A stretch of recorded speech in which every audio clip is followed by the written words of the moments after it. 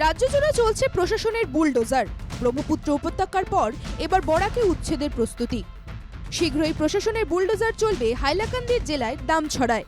ওই এলাকার প্রায় 522টি পরিবারকে উচ্ছেদের নোটিশ পাঠিয়েছে বন বিভাগ। স্বাভাবিকভাবেই ভিটেহারা হতে চলেছে 5 শতাধিক পরিবার। আগামী জানুয়ারি থেকে শুরু হতে পারে উচ্ছেদের অভিযান। ফলে এলাকাবাসীদের মধ্যে তীব্র হাহাকার।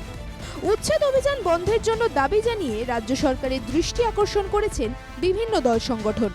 এরকম পরিস্থিতিতে বৃহস্পতিবার জমিয়ত নেতা মাওলানা কলিম উদ্দিনের নেতৃত্বে এক প্রতিনিধি দল দামছড়া পরিদর্শন করেন।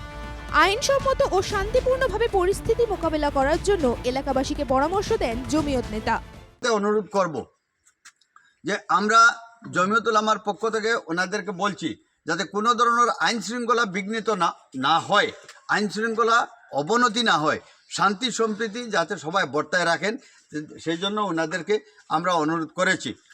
আর এটাও স্পষ্ট কথা যে আমরা যদিও উচ্ছেদ, আমাদের এই মানুষগুলো ভারতীয় নাগরিক, আসামের আদিবাসিন্দা, ভূমিপুত্র, গতিকে উচ্ছেদ যদিও করা হয়, এই ঠান্ডায় যত কষ্ট দেওয়া হোক, মাননীয় মুখ্যমন্ত্রী মহোদয় আপনি মনে রাখবেন ওরা সবাই ভূমিপুত্র, এখানে ছিলেন, এই ভারতবর্ষের নাগরিক, ভারতে আছেন, আর ভারতের সভ্যতা সংস্কৃতি সংবিধানকে মেনে চলেন, ওনারা এখানেই থাকবেন।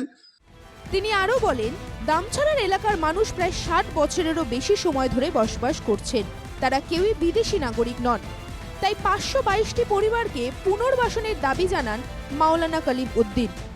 হাইলাকান্দির লাস্ট বর্ডার দামছড়া, প্রথম একটি অংশে গিয়েছিলাম, এখন দামছড়া মুখে এসে পৌঁছেছি।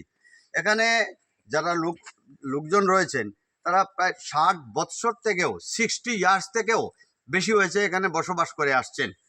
ভূমিহীন, উদ্বাস্ত, অন্য জায়গা থেকে এখানে এসছেন।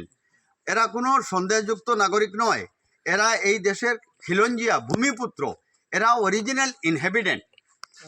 তাই সরকারের কাছে আমরা অনুরোধ রাখব যে এই মানুষগুলোকে যাতে পুনর্সংস্থাপন করা হয়, অন্ন বস্ত্র বাসস্থান থেকে যাতে ওরা বঞ্চিত না হন।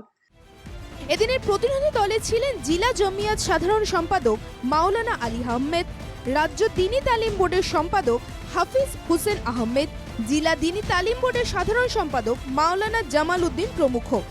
কাটলিচড়া থেকে মৃন্ময় শর্মার রিপোর্ট, NKTV বাংলা।